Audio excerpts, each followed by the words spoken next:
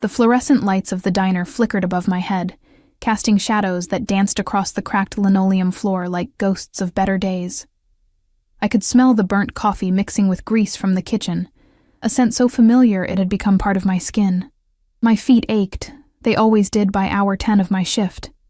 But I kept moving, refilling cups, forcing smiles at customers who barely saw me. I was invisible, a ghost in a stained uniform. "Sweetheart, can I get a refill?" An older man tapped his mug against the counter, not even looking up from his newspaper. Of course.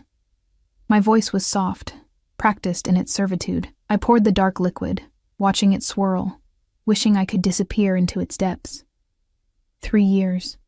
3 years since Marcus left me with nothing but a baby in my arms and debts that multiplied like weeds.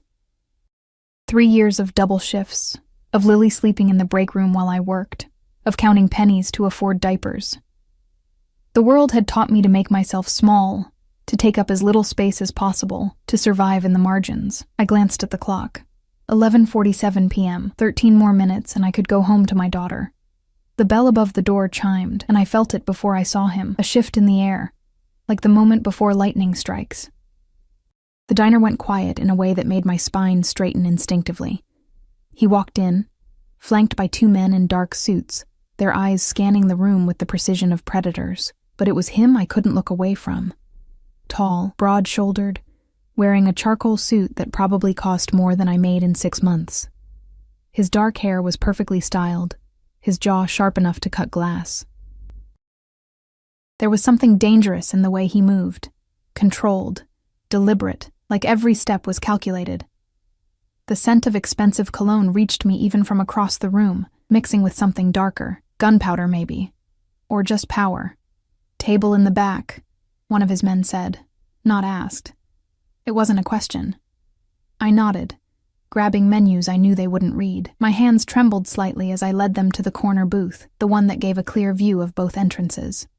He sat with his back to the wall, and I noticed the bulge under his bodyguard's jacket. A gun. My heart hammered against my ribs. "What can I get you, gentlemen?" I kept my eyes down, trained on my notepad. "Coffee, black." His voice was low, smooth like aged whiskey, with an accent that spoke of old money and older violence, and whatever she wants. I looked up, confused. His eyes met mine for the first time. Dark, endless, the kind of eyes that had seen too much and forgotten nothing. I felt pinned, like a butterfly under glass. "You look exhausted." It wasn't sympathy in his voice, just observation. "When did you last eat?" I'm fine. "Just coffee then? Sit down." It wasn't a request. The bodyguards exchanged glances but said nothing. I stood frozen, my training screaming at me to obey customers, my instincts screaming something else entirely. I really should. Sit. Softer this time, but somehow more commanding. "Please." I sat, perched on the edge of the booth like a bird ready to flee. He studied me with an intensity that made me feel naked despite my clothes. "What's your name?" "Emma." It came out as a whisper. "Emma." He repeated it like he was tasting it, committing it to memory. I don't need to know," I interrupted, surprising myself. Some instinct for self-preservation kicked in. Whatever he was, whatever he did, I didn't want that knowledge. A slight smile curved his lips, and it transformed his face from dangerous to devastating. "Smart girl." One of the bodyguards brought coffee and a plate of food I hadn't ordered. Club sandwich, fries, the most expensive thing on our menu. My stomach growled traitorously. "Eat. I can't accept—" "You can." He leaned back, sipping his coffee, watching me with those unreadable eyes. "You will." I ate because I was starving, because pride was a luxury I couldn't afford, because something in his gaze made refusal feel impossible. The food tasted like sawdust in my mouth, my awareness of him drowning out everything else. "You work here alone at night?" he asked. "Usually there's 2 of us, but Carla called in sick. That's dangerous." He pulled out his phone, typed something. "This neighborhood. I manage." "Do you?" His eyes flicked to my worn shoes, my frayed uniform, the exhaustion I couldn't hide. He saw everything, and I hated him for it. We sat in silence while I finished eating. His men stayed alert, watching the door, the windows, the kitchen. They moved like soldiers, like men who expected violence at any moment. When I stood to clear the table, his hand caught my wrist, gentle but firm. His touch sent electricity up my arm. "What time do you finish?" "Midnight." "My driver will take you home." "That's not necessary. It's not a debate, Emma." He released me, but I could still feel the ghost of his fingers on my skin. "It's not safe." Before I could argue, the bell chimed again. A man stumbled in, clearly drunk, his eyes bloodshot and mean. He grabbed the counter, demanding service, his voice too loud in the quiet diner. The stranger in the expensive suit didn't move, but both his bodyguards tensed. I saw hands move toward concealed weapons. "I'll handle it," I said quickly, moving toward the drunk man. "Sir, maybe you should—" He grabbed my arm, hard enough to bruise. "I want service, sweetheart. Now." Before I could react, the stranger was there, moving so fast I barely saw it. One moment he was in the booth, the next he had the drunk man's wrist in his hand, bending it at an angle that made the man yelp. "Apologize to the lady." His voice was quiet, deadly calm. "I didn't mean—" "Apologize." I'm sorry." He released him, and the drunk man fled into the night. The stranger turned to me, and I saw something flash in his eyes. Anger, yes, but something else. Possessiveness. Like I was something he'd claimed without asking. "Are you all right?" I nodded, unable to speak, rubbing my arm where the man had grabbed me. "Let me see." He took my arm gently, examining the red marks beginning to form. His jaw clenched. "This happens often?" "Sometimes. It's part of the job." "Not anymore." "What?" But he was already walking toward the owner's office. I heard raised voices, the stranger's low and commanding, my boss's frightened and agreeable. When he emerged 5 minutes later, he handed me an envelope. 3-month severance. You start somewhere safer next week. You can't just... I can. He straightened his cuffs, signaled to his men, and I did. My driver will be outside at midnight. "I don't even know you." He paused at the door, turning back to look at me with those dark, endless eyes. "No," he agreed. "But you will." They left as suddenly as they'd appeared, leaving me standing in the middle of the empty diner with an envelope full of money and a feeling like the ground had shifted beneath my feet. At midnight, I walked outside with my purse and my pride in tatters. A black Mercedes with tinted windows idled at the curb. The driver opened the door without a word. I should have walked away, should have taken the bus like always, but my feet hurt, and Lily was waiting, and something in me was too tired to fight. I got in. The car smelled like leather and luxury. The driver said nothing as he pulled into traffic. I gave him my address, a rundown apartment complex in the worst part of town, without thinking. When we arrived, he walked me to my door, waited until I was inside. Through the window, I watched the Mercedes disappear into the night. Mrs. Chen was asleep on my couch, my 2-year-old daughter curled against her. I paid her the last of my cash, watched her leave, then scooped Lily into my arms. She smelled like baby shampoo and innocence. "Mama," she murmured, not waking. "I'm here, baby. Mama's here." I carried her to our shared bed, tucked her in, then opened the envelope with shaking hands. $3,000, more money than I'd seen in years. My phone buzzed. Unknown number. "Sleep well, Emma. You're safe now." My blood ran cold. How did he have my number? How did he know where I lived? I should have been terrified. Should have called the police. Instead, I saved the number and fell asleep wondering what color his eyes would be in sunlight. The next morning, I woke to Lily's laughter and the smell of coffee I hadn't made. My heart stopped as I grabbed her, pulling her close, scanning the apartment for intruders. On my kitchen counter sat a coffee cup from an expensive cafe I'd never been to, still warm, with a note in elegant handwriting, the beginning of safer days. Dai. He'd been in my home while I slept, and somehow, impossibly, instead of fear, I felt seen. I called in sick to the diner, though I technically didn't work there anymore.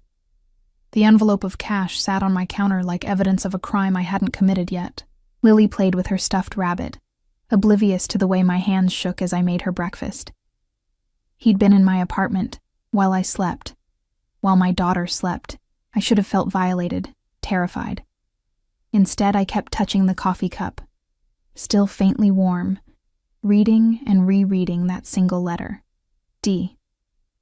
My phone buzzed throughout the morning. Unknown number. I didn't answer. By the fifth call, Lily looked up at me with her father's eyes.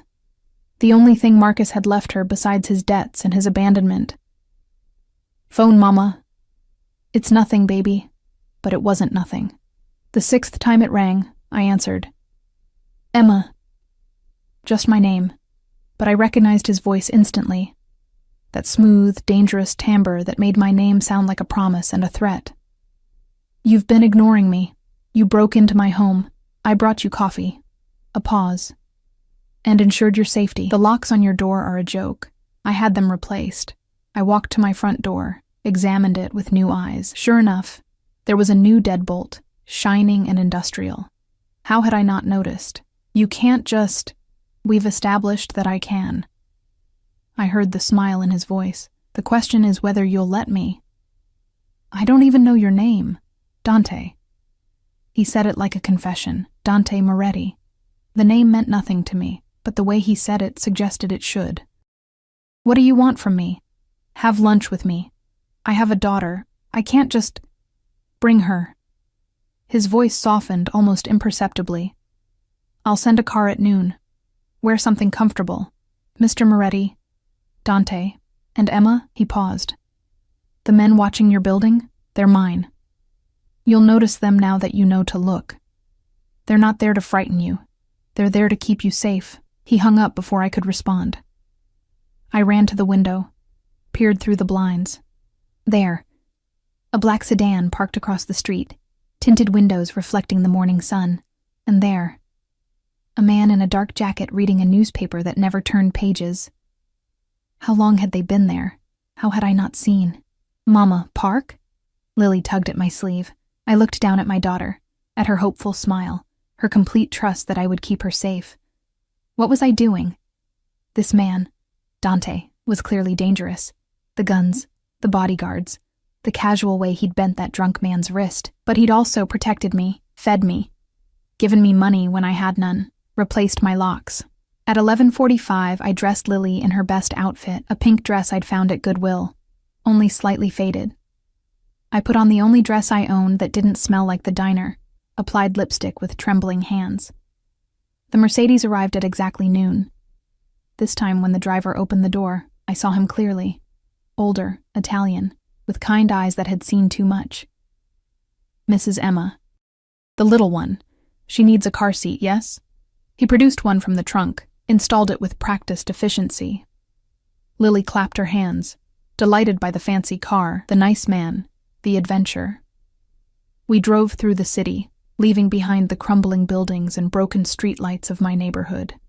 The scenery shifted, cleaner streets, better cars, buildings that gleamed in the sunlight. We stopped at a restaurant I'd only seen in magazines, the kind of place with a wait list months long. The driver opened my door. Mr. Moretti is waiting in the private dining room. I lifted Lily onto my hip, her weight familiar and grounding. A hostess led us through the main dining area. All white tablecloths and crystal glasses, and people who belonged in this world of wealth and privilege. We climbed a staircase to a room that overlooked the city. Dante stood by the window, backlit by sunlight, and my breath caught. He'd looked dangerous in the diner's fluorescent lighting. In natural light, he was devastating. The sun caught highlights in his dark hair, threw his sharp features into relief. He wore a navy suit today, perfectly tailored, with a watch that probably cost more than my car, if I'd had a car. Then he turned, and his eyes landed on Lily. Something shifted in his expression. A softness I hadn't seen before, quickly masked. He crossed the room in 3 strides, but stopped a respectful distance away, crouching down to Lily's level. Hello, Piccola. What's your name? Lily, usually shy, studied him with serious eyes. Lily. Lily. Like the flower. Beautiful. He glanced up at me, and I saw questions in his eyes. Whose child? Where's the father? But he didn't ask. Instead, he gestured to a corner of the room where toys had been arranged. Expensive, untouched, carefully selected for a toddler. I wasn't sure what you'd like, so I got several options. Lily's eyes went wide. She looked at me for permission. It's okay, baby. You can play. She ran to the toys with a squeal of delight, and I was left standing alone with this dangerous man who'd thought to buy toys for my daughter. You didn't have to. Sit, Emma, please. He pulled out a chair at the table set for two. Adult food for us, a smaller plate with child-friendly options for Lily. He'd thought of everything. I sat because my knees were weak, because he was looking at me like I was something precious, because I didn't know what else to do. A waiter appeared with wine for him, water for me without asking. Food followed, course after course of dishes I couldn't pronounce, all of it delicious, none of it real.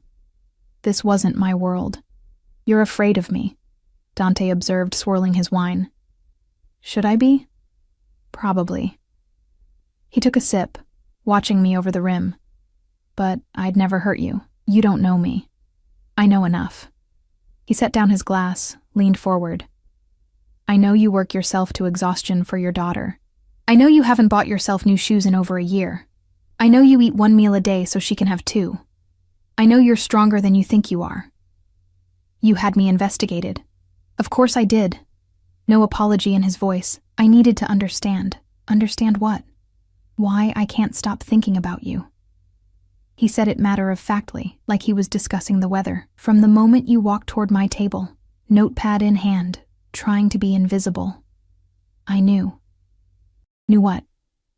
That you were mine. The words should have sounded insane, possessive, frightening, but the way he said them, with such absolute certainty, made something in my chest tighten. I'm not anyone's, I said, but my voice wavered. Not yet. He smiled, and it was predatory. Tell me about him. Lily's father. I looked at my daughter, playing contentedly with a stuffed elephant that probably cost more than my rent. There's nothing to tell. He left before she was born. Name.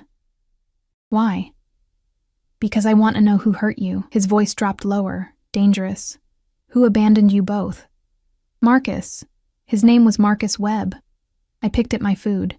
He worked construction, or at least that's what he told me. Turns out he worked for someone else, doing things that weren't exactly legal. Dante's expression didn't change, but something flickered in his eyes. Recognition. What kind of things? I don't know. He never told me details. Just that he'd make a big score and we'd be set for life. I laughed bitterly. Instead, he disappeared with money that wasn't his and left me with his debts. Whose money? I looked up, caught the intensity in his gaze. I don't know. Some businessman. Marcus called him the boss, said he was untouchable, powerful, that crossing him was suicide. I swallowed hard. A week later, Marcus was gone. I found out I was pregnant the same day men came looking for him. Dante's hand clenched around his wine glass, knuckles white. Did they hurt you? No.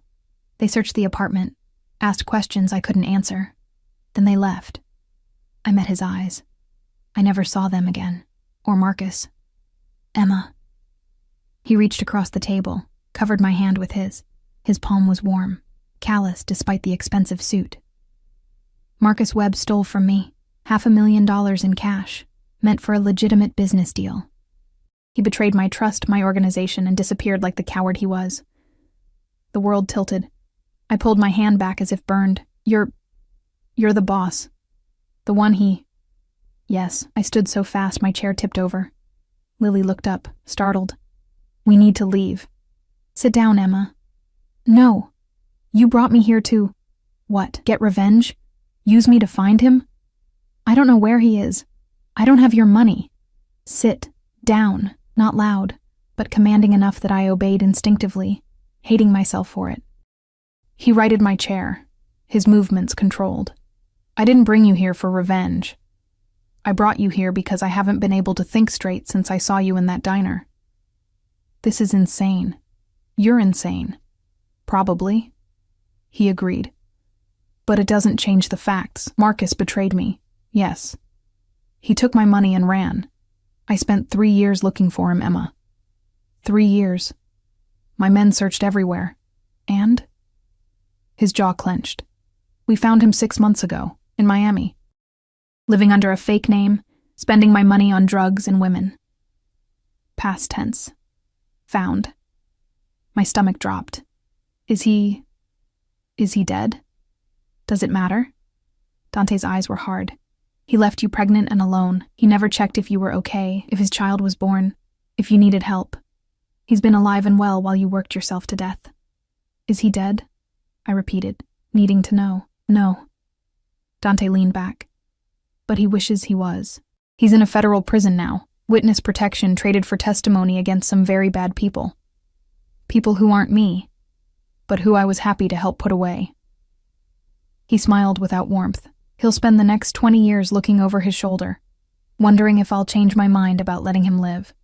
I should have felt relief, knowing Marcus was alive. Instead, I felt nothing. He was a stranger who'd left me pregnant and alone, who'd never cared enough to check on his own daughter. Why are you telling me this? Because I don't want secrets between us. Dante stood, walked to where Lily played, crouched beside her again. She showed him the elephant, chattering about its big ears. He listened with genuine interest, and my heart did something dangerous. What do you want from me? I asked quietly. He looked at me over Lily's head, and in his eyes I saw hunger, possession, and something deeper I couldn't name. Everything. My phone buzzed. I grabbed it from my purse, grateful for the distraction. A text from an unknown number. Wrong person. Delete this. Below it, a message clearly not meant for me. The shipment arrives Tuesday. Make sure the warehouse is clear. No witnesses. My blood turned to ice. I looked up at Dante, who was watching me with sudden alertness. What is it? I showed him the phone, hands shaking. He read it, his expression darkening. He pulled out his own phone, made a call in rapid Italian. When he hung up, his eyes were cold fury. Someone on my team is careless, or stupid, or both. He took my phone gently. I need to keep this. Evidence. Evidence of what? Of a problem I need to solve. He cupped my face with one hand, thumb brushing my cheekbone. Go home, Emma. Pack a bag for you and Lily. My driver will take you somewhere safe. Safe from what? From whoever sent that message. They have your number now. They know they made a mistake, and people who make mistakes in my world. He didn't finish the sentence. He didn't need to. I can't just leave my home. Your apartment isn't safe anymore. Not if someone thinks you saw something you shouldn't have. His grip tightened slightly, urgent. Please, Emma, trust me. Just for a few days until I clean this up. I looked at Lily, playing innocently with her new toys, completely unaware that her mother's life had just become infinitely more complicated. Okay, I whispered. Okay. Dante pressed a kiss to my forehead. Brief, possessive, claiming. Good girl. My men will keep you safe. I promise. As the driver took us home, I watched the city pass by, feeling like I'd stepped into a dream that was slowly becoming a nightmare. Or maybe it was the other way around. In my apartment, I packed our bags with shaking hands, knowing that when I walked out that door, nothing would ever be the same. The safe house wasn't what I expected. I'd imagined something dark and industrial, all concrete and shadows. Instead, the driver took us to a penthouse in the most expensive part of the city, floor-to-ceiling windows overlooking glittering lights, marble floors, furniture that looked like art. This is temporary? I asked the driver, whose name I'd learned was Paolo. Mr. Moretti's personal residence, signora. He set our meager bags down in the entryway, looking almost embarrassed by how little we had. He insisted you stay here. Safest place in the city. Where will he stay? Paolo's lips twitched. He has other properties, but... He hesitated. He'll likely be here most nights, to ensure your safety personally. Of course he would. After Paolo left, I explored with Lily on my hip. The penthouse was enormous. 4 bedrooms, each with private bathrooms, a kitchen that looked like it belonged in a restaurant, a living room that could fit my entire apartment 3 times over. Everything was sleek, modern, expensive. And somehow, despite the luxury, it felt empty. Unlived in. No photographs, no personal items. just beautiful, sterile perfection. I found the master bedroom, king-size bed with black silk sheets, a closet bigger than Lily's room back home. On the dresser sat a framed photograph, the only personal item I'd seen, Dante, younger, standing next to an older man who shared his dark eyes and strong jaw. Both wore suits. Both looked dangerous, but there was warmth in the older man's smile that Dante's lacked. "Pretty," Lily said, pointing at the city lights through the window. "Yes, baby. Very pretty." I kissed her head, tried to calm my racing heart. "Let's find our room, okay?" I chose one of the guest rooms, decorated in soft grays and whites, with an ensuite bathroom and a view of the city. I unpacked our bags, which took all of 3 minutes, then gave Lily a bath in a tub so large she could practically swim in it. By the time I tucked her into the massive bed, she was already half asleep, exhausted from the day's excitement. "Mama stay?" she murmured. "Always, baby. Mama's always here." I lay beside her, staring at the ceiling, listening to her breathing even out. What had I done? I'd let a dangerous man, a man Marcus had stolen from, a man who commanded enough power to send me into hiding with a single phone call, into our lives. But he'd also been gentle with Lily. Thoughtful, protective. The sound of the front door opening made me freeze. Footsteps, confident and familiar, moving through the penthouse. I heard him pause, probably seeing our bags, confirming we were here, then silence. I waited, but he didn't come to the bedroom. Eventually, curiosity won. I slipped out of bed, padding barefoot into the living room. Dante stood by the window, tie loosened, jacket discarded, staring out at the city he clearly owned. He'd rolled up his sleeves, revealing forearms corded with muscle and marked with scars. A glass of whiskey dangled from one hand. "She asleep?" he asked without turning. "Yes." "Good." He took a sip of his drink. "You should be too. I can't." I moved closer, drawn despite my better judgment. "That text message, what does it mean? Am I in danger? Is Lily?" "No." He turned finally, and I saw exhaustion in his eyes, the weight of whatever he'd been doing since I left. I found the source, a new recruit, careless with his phone. He's been dealt with. I didn't ask what dealt with meant. I didn't want to know. The shipment he mentioned? Legal. Entirely legal. Dante's smile was bitter. "I run legitimate businesses, Emma. Construction, real estate, importing. But I also have other interests. Things that require discretion." The text was about a shipment of marble from Italy for a hotel renovation. "Hardly dangerous. Then why did you seem so worried?" "Because you saw it." He set down his glass, moved toward me with that predatory grace. "Because in my world, even innocent information can be dangerous if the wrong people think you know too much, because I won't risk you." He stopped close enough that I could smell his cologne, feel the heat radiating from his body. "Why?" I whispered. "Why do you care so much? You don't know me." "I know enough." His hand came up, fingers tangling gently in my hair. "I know that you're strong and scared and trying to be brave for your daughter. I know that you've been invisible for so long, you've forgotten what it's like to be seen. I know that when I look at you, something in me that's been dead for years wakes up. That's insane." "Yes." He smiled, and it was real this time, almost boyish. I should have walked away from that diner and never looked back, but I couldn't. I can't. "Dante, I want to take care of you, Emma, you and Lily both, not because I'm trying to buy you or control you, but because the thought of you working yourself to death, of your daughter growing up with nothing, makes me want to burn the world down." His thumb brushed my cheek. "Let me give you something better. I don't need to be saved. I know. That's what makes you remarkable." He leaned closer, his breath warm against my lips. "But maybe I do." He kissed me then, soft at first, questioning, giving me every chance to pull away. When I didn't, when I leaned into him instead, he deepened it, one hand cupping the back of my head, the other sliding to my waist, pulling me flush against him. I'd been kissed before. Marcus had kissed me, back when he'd pretended to love me. But this was different. This was hunger and promise and possession all wrapped together. This was a man claiming what he'd decided was his, and God help me.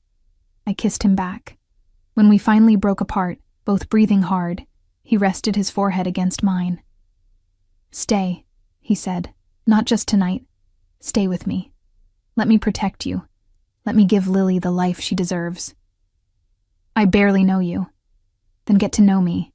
His hands framed my face, forcing me to meet his eyes. "I'm not a good man, Emma.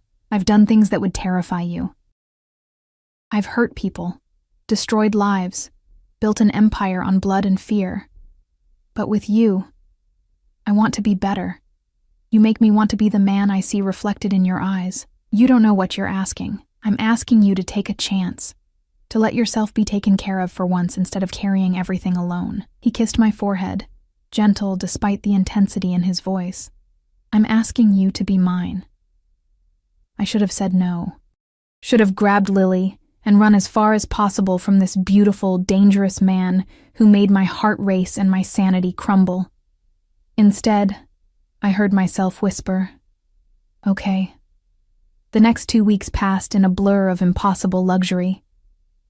Dante worked during the day, his legitimate businesses, apparently requiring constant attention, but returned every evening.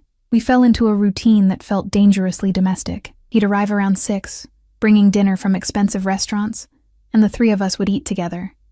He was patient with Lily, answering her endless questions, playing with her toys, reading her bedtime stories in Italian that made her giggle even though she didn't understand.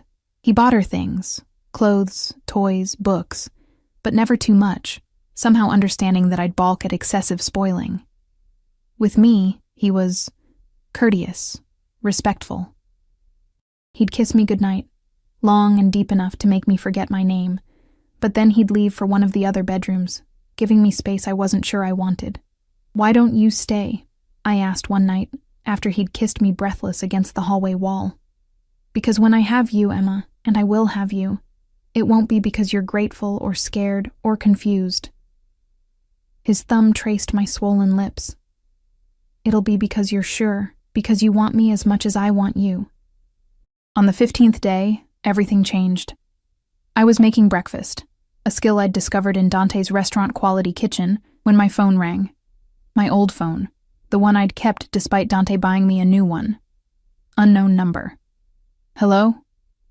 Heavy breathing. Then, "Emma." My blood froze. I knew that voice. 3 years hadn't erased it from my memory. "Marcus?" Dante, who'd been reading the newspaper at the kitchen island, went very still. "I know you're with him," Marcus said, his voice shaking. "I know you're living in his penthouse, letting him play daddy to my daughter. She's not your daughter. You gave up that right when you left. I made a mistake. I was scared. But I love you, Emma. I always have. And now you're with him, the man who wants me dead. He said you were in prison. I got out. Technicality. And the first thing I did was come back for you." His voice dropped, turned pleading. "Meet me. Let me explain. Let me see Lily. She deserves to know her real father." "Emma, no. Please." Dante plucked the phone from my hand with controlled precision. "Marcus." His voice was ice. "You have 10 seconds to tell me how you got this number before I find you and finish what I started 3 years ago." I couldn't hear Marcus's response, but I saw Dante's expression darken. "Come near her again, and I'll kill you myself. Witness protection won't save you. Federal prison won't save you. Nothing will save you." He ended the call, then calmly removed the battery from my old phone. "He's been watching, somehow.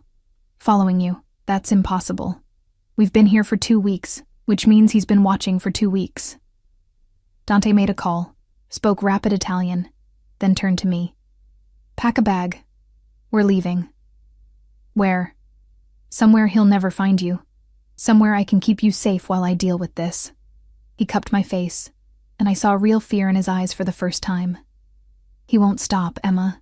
Men like Marcus, they're like dogs with bones. He sees you as his, sees me as a threat, and he's desperate enough to do something stupid. What about Lily? She comes with us. Both of you, always." He kissed me hard, fast. "Trust me, please." I nodded, my heart hammering. Within an hour, we were in a helicopter, An actual helicopter, flying over the city toward the coast. Lily loved it, pressed against the window, pointing at the tiny cars below. I held her tight, tried to ignore the armed men accompanying us, the grim set of Dante's jaw. We landed at a compound on a private beach. High walls, security cameras, men with guns patrolling the perimeter. The main house was beautiful, all white stone and blue shutters, overlooking crystal-clear water. "This is where I grew up," Dante said as we entered. "My father built it. No one knows about this place except family. It's beautiful. It's a fortress." He gestured to the guards. "No one gets in without my permission. You're safe here." That night, after Lily fell asleep in a bedroom decorated like a princess's dream, I found Dante on the terrace, staring at the dark ocean. "Tell me about your father," I said, sitting beside him. He was quiet for so long I thought he wouldn't answer. Then, "He was the best man I knew, ruthless in business, gentle with family. He taught me everything, how to lead, how to fight, how to protect what's mine." His hand found mine. "He died protecting my mother from men who wanted to hurt him through her. I was 17. I watched him bleed out in our living room while she screamed.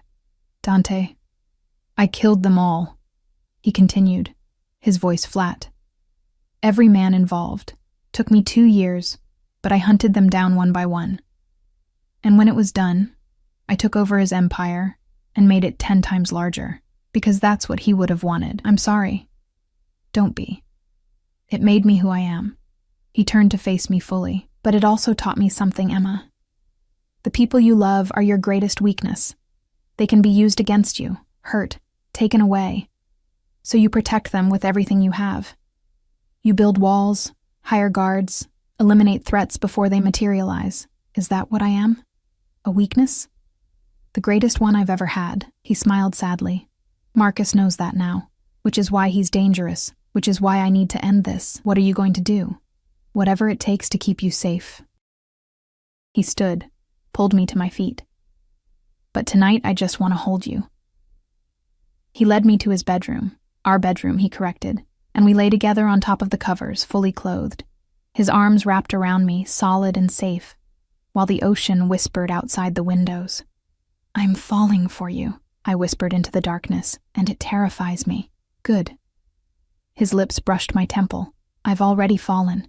It's only fair you catch up." I woke to screaming. I bolted upright, heart slamming against my ribs. Lily's screams pierced the darkness. High, terrified, the kind that turned a mother's blood to ice. I ran, barefoot across cold marble, Dante right behind me. Her bedroom door stood open, and she was sitting up in bed, sobbing, reaching for me. "Mama! Mama!" I gathered her into my arms, felt her small body trembling. "I'm here, baby. Mama's here." "What's wrong?" Bad man at window." Dante was already at the window, gun in his hand. When had he grabbed a gun? Scanning the darkness beyond. The curtains fluttered in the breeze from the open window. Open. It had been closed when I put her to bed.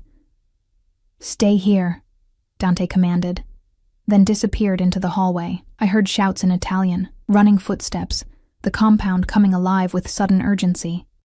I held Lily tight, murmuring reassurances I didn't feel, watching shadows dance across the walls. Minutes stretched like hours before Dante returned, his expression carved from stone. There was someone. They got over the south wall, disabled 2 cameras. My men are searching the grounds. He holstered his gun, moved to us. But they won't find him. Whoever it was, they're gone. How did they get in? You said this place was safe. It is. Which means this was someone good, professional. His jaw clenched. Or someone desperate enough to try the impossible. Marcus. Maybe. Or someone he hired. Dante lifted Lily from my arms gently. "Come on, Piccola. You're sleeping in my room tonight, with guards outside the door." We moved as a unit to the master bedroom. Dante checked every window, every lock, then positioned himself between us and the door. Lily, exhausted from crying, fell asleep almost immediately, curled between us like she belonged there. I lay awake, listening to Dante's breathing, feeling the tension radiating from his body. "This is my fault," I whispered. "If I hadn't answered his call, this is Marcus's fault, and mine. for not dealing with him permanently when I had the chance. His hand found mine in the darkness. But that ends tomorrow. What are you going to do? Find him. End this. His voice was cold, final. He threatened you. Scared Lily. There's no coming back from that, Dante. I don't want you to become a murderer because of me. Emma. He rolled to face me, his eyes catching moonlight. I've been a murderer since I was 17. This isn't about becoming something I'm not. This is about protecting what's mine. And you're mine now. Both of you. He kissed me then, hard and possessive, swallowing my protests. When he pulled back, his thumb traced my jaw. Sleep. I'll keep you safe. I didn't sleep. I watched him, this dangerous man who'd somehow become everything, and wondered how I'd fallen so far, so fast. Morning brought Paolo and 2 other men, Carlo and Enzo, who Dante introduced as his most trusted associates. They spoke in rapid Italian over coffee while I made breakfast, trying to pretend everything was normal, as Lily ate pancakes shaped like hearts. Emma, Dante pulled me aside, his expression serious. I need to go into the city. Meet with some people, gather information on Marcus's whereabouts. I'm coming with you. Absolutely not. He called my phone, Dante. He's been watching me. Maybe I can help. I gripped his arms. Besides, I'm going crazy locked up here. Please. He studied me for a long moment, then sighed. You stay in the car, with Paolo, armed guards. The moment I sense danger, you leave. Understood? Understood. We left Lily with Mrs. Rosa, an older woman who'd appeared that morning, apparently Dante's childhood nanny, summoned from retirement to help. Lily took to her immediately, distracted by promises of baking cookies. The drive back to the city took 2 hours. I sat beside Dante in the back of the armored Mercedes, watching his profile as he made call after call, his voice switching between Italian and English, always commanding, always in control. Your legitimate businesses, I said during a lull. Are they really legitimate? He smiled slightly. Yes, mostly. The construction company builds hospitals and schools. The real estate portfolio includes affordable housing projects. The importing business brings art and food from Italy. He took my hand. My father believed that true power came from being indispensable to society, not just feared by criminals. I've followed that philosophy. And the other part? The part that isn't legitimate, protection, information. Favors owed and collected. He met my eyes. I don't deal drugs, don't traffic people, don't hurt innocents, but I do enforce certain rules in certain communities. Keep the real monsters in check. It's a gray area I've learned to navigate. That's still illegal. Yes, but necessary. He lifted my hand to his lips. Does it change how you feel about me? I thought about it. Really thought. He'd killed people, broken laws, built an empire on fear and loyalty, but he'd also been gentle with Lily, patient with me, protective when I needed it most. No, I admitted, I think I'm too far gone already. His smile was triumphant, possessive. Good. We stopped at a warehouse in an industrial district. Dante made me wait in the car with Paolo and 2 guards, while he went inside with Carlo and Enzo. Through the tinted windows, I watched him disappear into the building. Minutes passed. 10. 20. I was about to demand Paolo tell me what was happening when I heard it, a gunshot, echoing across the empty lot. My heart stopped. More gunshots. Shouting. Paolo was already on his radio, calling for backup, telling me to get down, but I couldn't breathe. Couldn't think. Dante emerged from the warehouse, very much alive, dragging someone by the collar. Even from a distance, I recognized the stumbling figure. Marcus. Paolo opened the door at Dante's approach. Marcus was thrown into the front seat, zip-tied and bleeding from his nose. He looked worse than I remembered, gaunt, strung out, desperate. Dante slid in beside me, not a hair out of place despite the violence I'd heard. Found him hiding in the back office. Apparently he's been squatting here, using my own property to plan against me. He laughed without humor. Stupid and ironic. Marcus twisted to look at me through the seats. Emma, please. Tell him I just wanted to see you. To apologize. I never meant... You broke into my compound, Dante interrupted, his voice deadly calm. Climbed through a window and terrified a 2-year-old child. You've been stalking Emma for weeks, threatening her safety. My patience is exhausted, Marcus. I'm Lily's father. I have rights. You have nothing. I spoke for the first time, surprised by the strength in my voice. You left us. You stole money, ran away, and never once checked if we were okay. You don't get to call yourself her father. I made mistakes. I was young, scared. You were a coward, Dante said, and now you're a dead man. The words hung in the air, cold and final. Marcus paled, struggling against his restraints. Wait, I have information. About the people who want you dead, Dante. The families from New York. They're planning something big. I already know about New York. Dante pulled out his phone, showed Marcus something that made him go gray. See, while you were playing stalker, I was being productive. The families are being dealt with as we speak. By morning, the threat will be neutralized. Then what do you need me for? Let me go. I'll disappear. I swear, you'll never... I need you, Dante said softly, to send a message. To anyone else who thinks they can threaten what's mine and live. He nodded to Paolo, who started driving toward the docks. Dante. I grabbed his arm, lowered my voice. What are you going to do? What needs to be done? He cupped my face, his eyes intense. This is who I am, Emma. This is the part of me that isn't civilized or gentle. If you can't accept it, tell me now, and I'll take you back to the compound. But Marcus threatened you, scared Lily. I won't let that stand. I looked at Marcus, the man who'd promised me forever and delivered abandonment, who'd left me pregnant and alone, who'd recently terrorized my daughter. I thought about Lily's screams, her fear, the window standing open in the darkness. I understand, I whispered. Dante kissed me, deep and claiming, right there in front of Marcus. When he pulled back, his smile was sharp. That's my girl. At the docks, Marcus was dragged out of the car. Dante spoke quietly with Carlo and Enzo, gesturing toward a boat waiting in the darkness. I didn't ask what would happen, didn't want to know the details, but I understood that Marcus Webb would never threaten us again. Dante returned to the car, sliding in beside me as if we'd just finished dinner, not arranged someone's disappearance. It's done. He'll be taken somewhere far away, given a new identity, and told in very clear terms that if he ever returns, if he ever tries to contact you again, the mercy I showed tonight will evaporate. You're letting him live? For you. For Lily. He took my hand. I won't make her grow up knowing I killed her biological father, even if he deserves it, but he'll spend the rest of his life looking over his shoulder, knowing I could change my mind at any moment.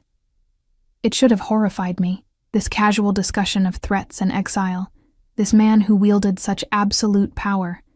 Instead, I felt relief, safety, like a weight I'd carried for 3 years had finally lifted. Thank you, I said.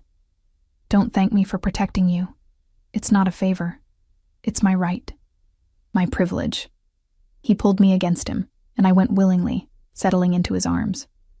You're mine, Emma. Mine to protect, mine to care for, mine to love. And I take care of what's mine. Love? The word caught in my throat. Yes. No hesitation, no doubt. I love you. I've loved you since that first night, when you tried to be invisible and I saw everything. When you ate that sandwich like you were starving but too proud to admit it. When you looked at me like I was dangerous but kissed me anyway. Dante? You don't have to say it back, not yet, but you will. He smiled against my hair, because you feel it too. I see it in the way you look at me, the way you trust me with your daughter, the way you didn't run when you saw what I'm capable of. He was right. God help me, he was right. I do, I admitted. I love you. It's insane and too fast and probably the worst decision I've ever made. But I love you. His kiss was fierce, claiming, full of promises and possession. When we finally broke apart, the city lights glittered around us, and I knew with absolute certainty that my life had changed forever. We drove back to the compound in silence, his arm around me, our fingers laced together.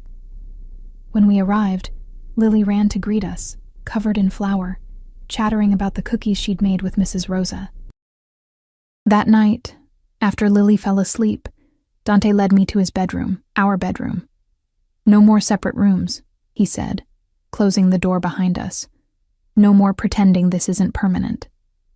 He undressed me slowly, reverently, like I was something precious, and when he made love to me, because that's what it was, not sex, but something deeper, he whispered promises in Italian against my skin, branded me with touches and kisses until I couldn't remember ever belonging to anyone else. Afterward, wrapped in his arms, his heartbeat steady against my back, I finally felt safe, cherished.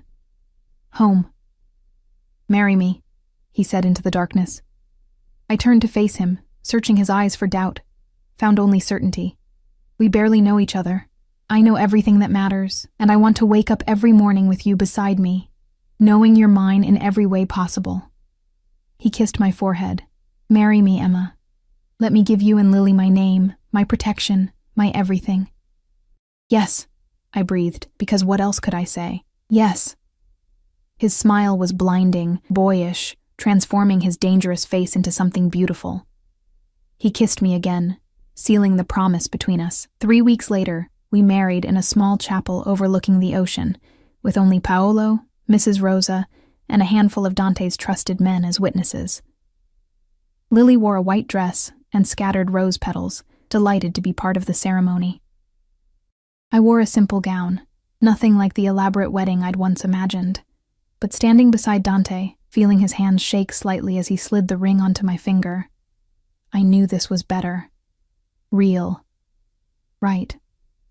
"I promise to protect you," he said, his vows in English for me, Italian for tradition, to cherish you, to give you everything you've been denied.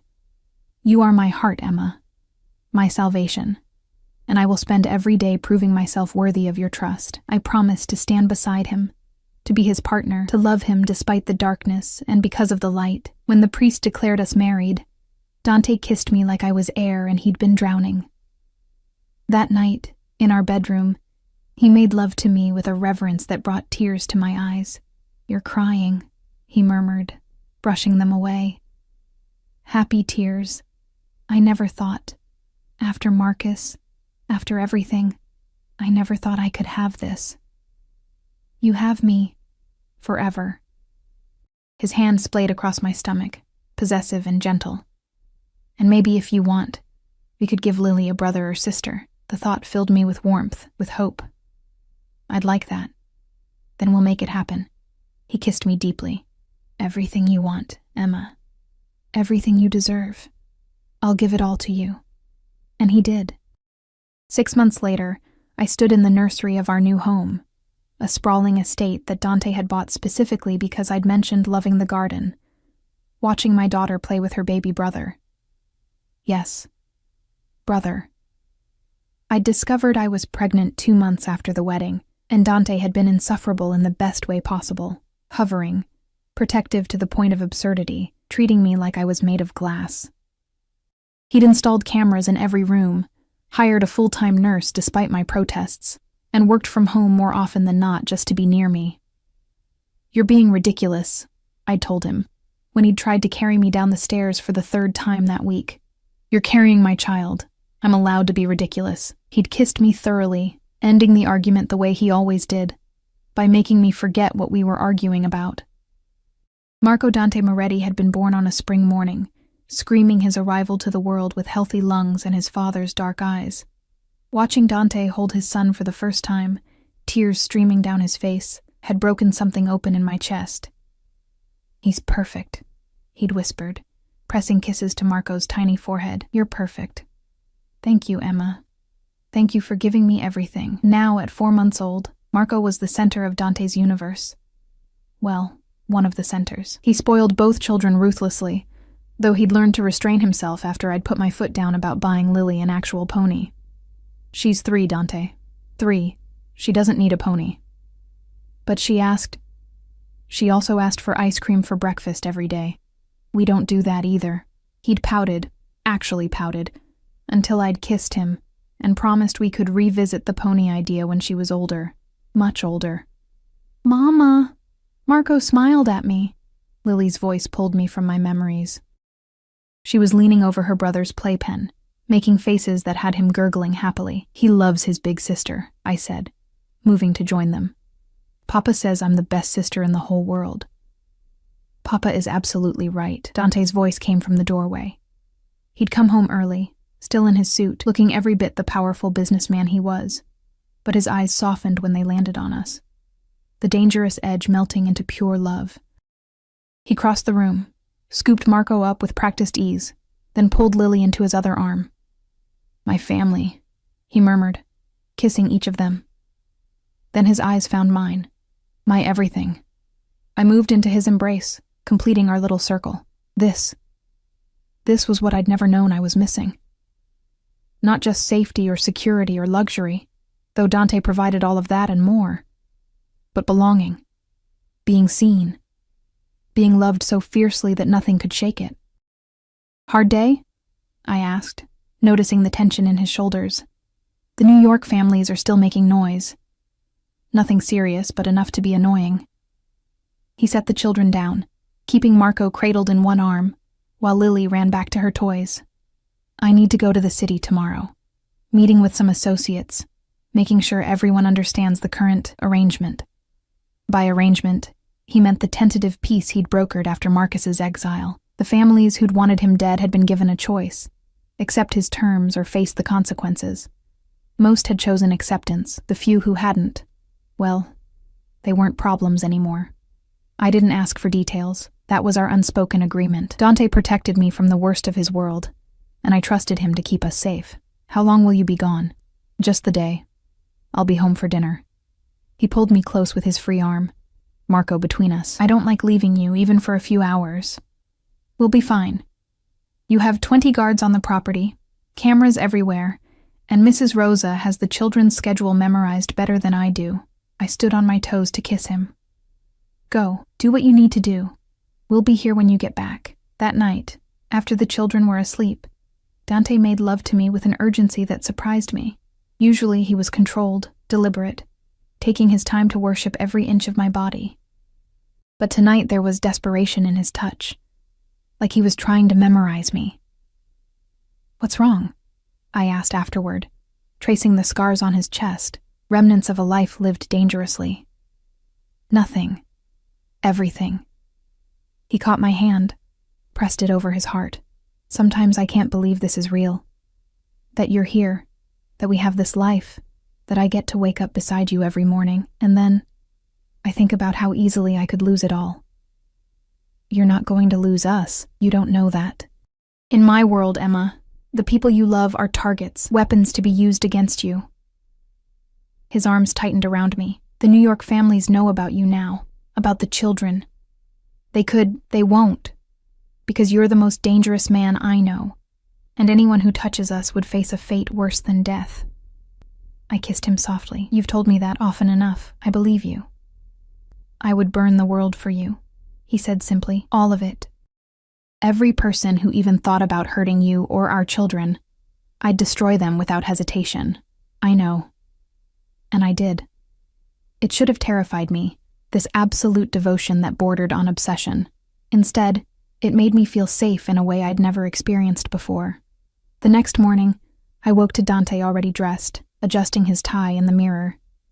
He looked every inch the powerful businessman. Tailored suit, expensive watch, hair perfectly styled. But I knew the gun he carried, the danger that lived beneath the civilized exterior. "Be careful," I said from the bed. He turned, moved to me, cupped my face. "Always. I have too much to come home to." A kiss, deep and claiming. "I love you, Emma Moretti. I love you too." I spent the day in comfortable routine, playing with the children, working in the garden, reading in the library that Dante had filled with books he thought I'd like. Mrs. Rosa made lunch, fussed over Marco, taught Lily an Italian lullaby. It was perfect. Normal. Everything I'd dreamed of during those long nights at the diner. Around 4 in the afternoon, my phone rang. Dante's name flashed on the screen. "Hi," I answered, smiling. Are you on your way home? Emma. His voice was tight, controlled in a way that made my stomach drop. Listen to me very carefully. Take the children and go to the safe room. Now, the safe room. We'd never used it, though Dante had shown it to me when we moved in.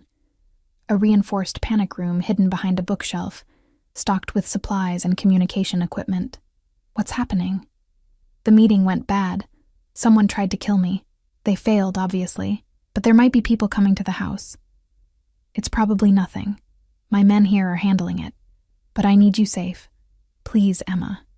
Trust me. I trust you. I was already moving, scooping up Marco from his crib, calling for Lily. We're going now. Good girl. I'm sending everyone I have to you. They'll be there in 15 minutes. Stay in the safe room until I come get you myself. Don't open the door for anyone else. Dante, I love you. All of you. This will be over soon, I promise. The line went dead. My hands shook as I gathered Lily, tried to keep my voice calm. We're going to play a game, baby. Remember the special room Papa showed us? The secret room? Her eyes lit up, oblivious to the danger. Yes. We're going to hide there for a while. Won't that be fun? Mrs. Rosa appeared, her face pale but composed. She'd worked for Dante's family for decades. She knew what this life meant. I'll get supplies. You take the children. The safe room was exactly as Dante had left it. Comfortable, well-stocked, with monitors showing every angle of the property. I locked us in, settled the children on the couch, tried to keep my breathing steady. On the monitors, I watched black SUVs arrive. Dante's men, heavily armed, taking positions around the house. More arrived, and more. Within 10 minutes, our home looked like a fortress. Lily played with her dolls, happy in her ignorance. Marco nursed, peaceful and content. And I watched the screens, waiting for threats that didn't come. An hour passed. 2. Finally, movement on the monitors. Dante's Mercedes speeding up the drive. He emerged with Carlo and Enzo, his suit jacket torn, blood on his shirt. Not his own, I prayed. My phone rang. It's me, amore. I'm here. You can come out now. I opened the safe room door to find him standing there, looking like he'd been through war but very much alive. He pulled me into his arms, careful of Marco between us, burying his face in my hair. It's over. The people responsible are dead. The threat is neutralized. He pulled back, examining me and the children with frantic eyes. You're okay? Everyone's okay? We're fine. You're the one covered in blood, not mine. He kissed me hard, desperate. Never mine. I promised to come home to you, and I always will. That night, after extra security checks and putting the children to bed, I found Dante in his study, staring at nothing. Tell me, I said, closing the door behind me. It was planned. A coordinated attack by 3 families who thought they could take me out and divide my territory. He laughed bitterly. They thought wrong. They're all dead now, their operations absorbed by people more loyal to me. How many? Enough.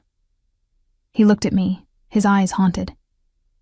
I killed the man who ordered the hit myself, watched the life leave his eyes, and I felt nothing but satisfaction.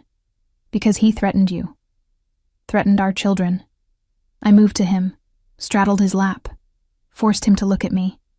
I'm not afraid of you, Dante. I'm not afraid of what you do to keep us safe. You should be. The things I've done today kept us alive, kept our family together. I kissed him softly. I knew who you were when I married you. I chose this life, chose you, knowing exactly what it meant. Don't hide from me now. Something in him broke. He pulled me close, kissed me with a hunger that bordered on violence, made love to me right there in his study like he was trying to prove we were both still alive. Afterward, still tangled together, he whispered against my skin, I want to give you everything, Emma. Normal. Safe. A life where you don't have to hide in safe rooms or watch me come home covered in blood. I don't need normal. I need you. I tilted his face up, made him see the truth in my eyes. You, me, our children, that's all I need. The rest is just details, even when those details include violence and danger. Even then, I kissed him. Because I trust you to protect us. Because I love you. All of you. Including the parts that aren't civilized or gentle. He held me tighter, and I felt his shoulders shake, my dangerous, powerful husband, crying against my shoulder. I don't deserve you, he murmured. Probably not. But you're stuck with me anyway. The months that followed brought changes. Dante consolidated his power, eliminated remaining threats, built alliances that made our family virtually untouchable. He stepped back from the more dangerous aspects of his work, delegating to trusted men, focusing more on legitimate businesses. For me. For the children. For the normal life I'd said I didn't need. But he was determined to give me anyway. On our first anniversary, he took me to the chapel where we'd married, just the two of us under the stars. A year ago, I made you promises, he said, taking my hands. To protect you, cherish you, give you everything. I want to make them again, and mean them even more. You don't have to. I do. Because this year has taught me something, Emma. Having you isn't enough. I want to be worthy of you. I want to be the man you see when you look at me, not the monster my enemies know. You already are that man, then let me keep trying, every day, for the rest of our lives. He pulled out a small box, opened it to reveal a delicate necklace. A golden pendant shaped like a lily, with a tiny ruby for Marco, for the family you've given me, the home you've made, the life I never thought I'd have. I let him fasten it around my neck, felt the weight of it settle above my heart. I love you, Dante Moretti, and I love you, Emma Moretti. My wife, my salvation, my everything. We made love under the stars that night, in the same chapel where we'd promised forever. And I knew with absolute certainty that this was my happy ending. Not perfect, not safe, but mine. Years later, I would stand in our garden watching Dante teach Marco to ride the pony he'd eventually convinced me to get. For Marco, not Lily, who'd moved on to wanting a dog by then. I'd watch Lily help Mrs. Rosa make pasta, chattering in Italian, already showing signs of her father's commanding presence. I'd feel the weight of our third child growing inside me, a daughter we'd name Isabella after Dante's mother. And I'd remember that night in the diner, when a dangerous man had walked through the door and changed everything, when I'd been invisible, exhausted, barely surviving. Dante would find me in the garden, slide his arms around my waist, rest his hand on my swollen belly. What are you thinking about, amore? About how a wrong number changed my life. He'd laugh, that rare, genuine sound I'd learned to covet. Best mistake anyone ever made. Agreed. I'd turn in his arms, kiss him in the fading sunlight. Though I think the universe knew what it was doing all along. Fate. Love. I'd touch his face, this man who'd shown me what it meant to be cherished, protected, adored. It was always going to be you, always was, always will be. He'd kiss me deeply, possessively, a promise renewed. Forever, Emma. I'm yours forever. And standing there in our garden, surrounded by the life we'd built together, I'd believe him. Because Dante Moretti never broke his promises. Not to me, not to our family, not to the love that had started with a late-night dinner and a message sent to the wrong number, a mistake that had led me exactly where I was meant to be, home.